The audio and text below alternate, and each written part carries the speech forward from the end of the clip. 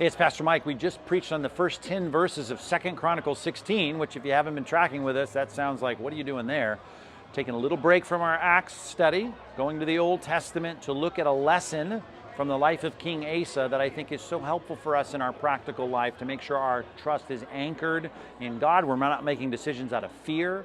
We're making decisions that we know are because we are trusting God first above all of our scheming and our planning, that we understand what it is to roll our work over to the Lord, as Proverbs 16 says, to make sure that what we're doing is really reflecting our trust in God. So that's what this was all about. Get in your small groups, discuss those questions.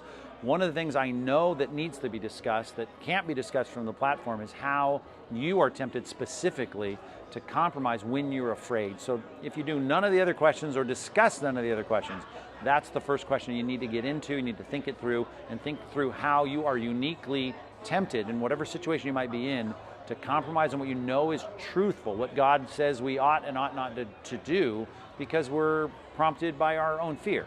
So that's a good starting place. And then next week we'll do the rest of the chapter. We'll start in verse 11, go to the end of the chapter, and then after that we get into a lot of Christmas messages, and then we'll get back into Acts, Lord willing, in the new year.